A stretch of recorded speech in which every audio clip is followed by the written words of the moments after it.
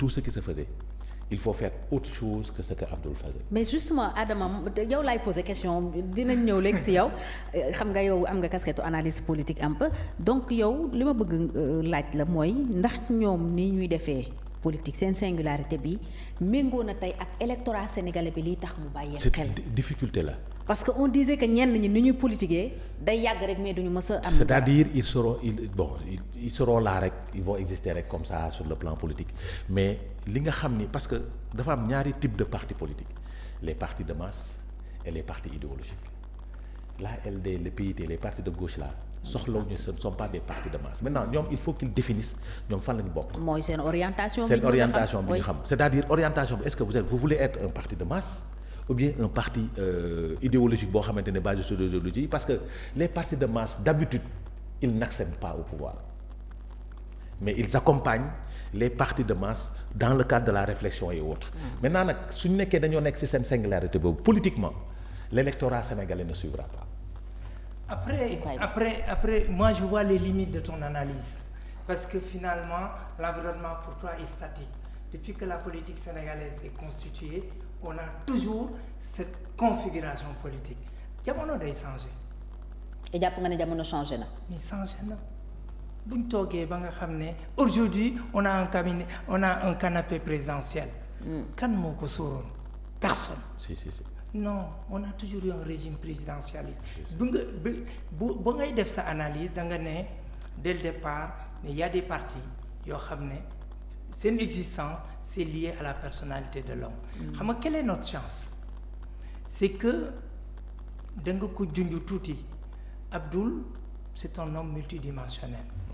et quelqu'un bu ko wuutu Abdou gunge ko les gens peuvent le découvrir.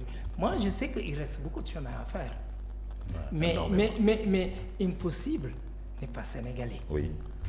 Aujourd'hui, man bu ma fi jógee sama bopp laa yor moi je suis né dans le Saloum. Oui. juddoo Kaolack. Je suis parti en Europe. J'étais dans une société que je dirigeais. lu ma ko may c'est gëm ne liggéey mooy joxe lépp boo gëmee sa bopp.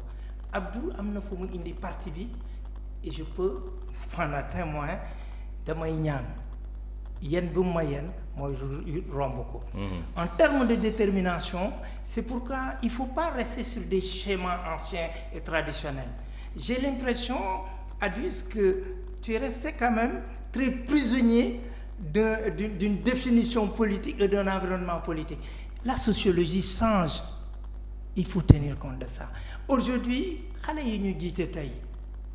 Diomaye ak Sonko. Qu'est-ce qu'ils ont démontré? Attention. Ils ont démontré que c'est le système bi moo tax ngeen ndóol ñun dañuy indi anti-système.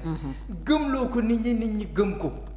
Or ils se rendent même pas compte que ce sont les produits même du système. fu jamono toll day dem si tu regardes la géopolitique mondiale aujourd'hui on est dans des formes d'organisation d'empire. On voit l'empire ottoman, l'empire turc, l'empire américain est en train de se constituer. Il faut pas rester. Mais qui sont ces gens qui sont à la tête de ces pays-là? Il faut pas rester sur des schémas traditionnels. Les gens qui sont dans ce pays, bu njëkk ba la démocratie c'était l'alpha oméga, mais de plus en plus les masses populaires. Les masses populaires. Mais parce que la démocratie elle est fragile. Nit ñi c'est une instabilité. Par contre maintenant les gens préfèrent des hommes forts.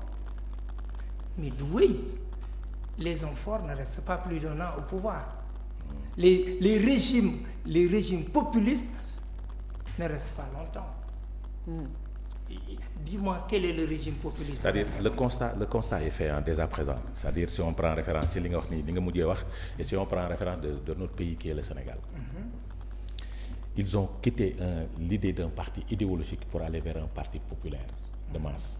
Le PASTEF était un parti idéologique pur de 2014 à 2019. Quelle idéologie? Moi je. Oui, idéologie. Je vois même pas. Oui. Même ma dox la dama la ñaan rek. Non, au Sénégal aucun parti n'est assis sur un socle idéologique sauf les partis de gauche. Les partis de gauche, LD, de Landing Savané. C'était un parti de gauche. Hein? Le PASTEF au début. Non, c'était un parti de gauche au début. Le PIT. Le PIT. Non, un parti de masse parce que. Moi, le PAI, tout ça, c'est la gauche. Oui. C'est-à-dire, je vais vous expliquer la transition pour vous dire que c'était un parti de gauche au début. Parce que les Diallo Diacham, c'était des hommes de gauche qui avaient créé ce parti-là, qui était dans le PASTEF. C'était un parti de gauche, le doyen à l'Assemblée nationale. C'était des gens de gauche qui étaient autour d'Ousmane Sonko. C'était un parti de gauche, c'était un parti qui était purement idéologique. Maintenant, pour arriver au pouvoir, il faut changer de démarche, aller vers un parti de masse. C'est-à-dire, c'est là où a commencé le populisme d'ailleurs. Il faut le commencer. Et ce que nous avons fait comme remarque, moi, c'est des populistes. C'est les plus grands populistes ñoo ngant réew mi maintenant. Je ne demanderai pas waxuma la nga def du populisme. waxuma la nga def du populisme. mais soo nekkee ci sa carcan bii nga nekk. Il faut faire la situation du Sénégal quand même, la situation politique du Sénégal, def une analyse réelle de la situation du Sénégal. Poser un diagnostic. Éviter les erreurs d'Abdoul. Parce que Abdoul, politiquement, il a fait beaucoup d'erreurs. C'est un grand intellectuel. Oui. Bon, erreur bi, c'est par rapport à sa démarche. Ok. Par rapport à sa démarche politique. Parce que quand même, il a essayé. Il y a beaucoup de gens sur le plan politique, le maillage territorial, la massification du parti, dafa descendre. Maintenant, vous avez un défi à relever en tant que nouveau leader de ce parti-là. Moi, régler la question du maillage de ce parti-là, l'existence du parti au niveau de la base. Et le schéma réel, il faut copier le schéma de ces deux partis pour nous faire maillage. C'est l'APR et le PASTEF.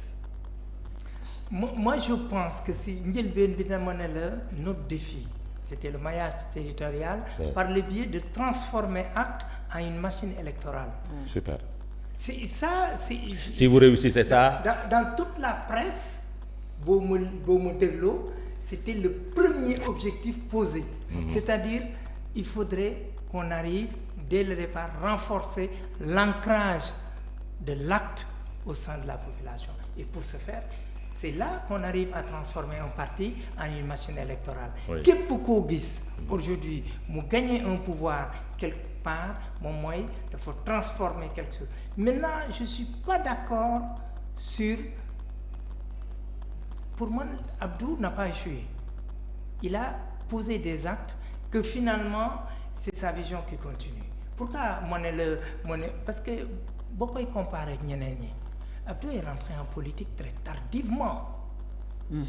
Très tardivement.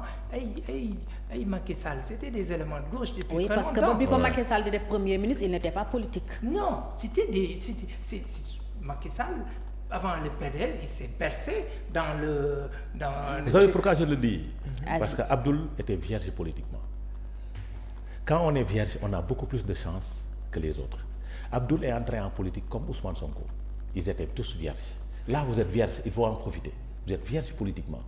Quand on est vierge politiquement, on doit se démarquer de tout ce qui se fait sur le plan politique, la manière de faire, les pratiques. dañ ciy pousse andi lu bees tax loo xamante ne bokkul ak li nga xam ne moom lañ fi tàmmoon gis ak lu bees li. Mais jusqu'à présent, Abdoul dafa début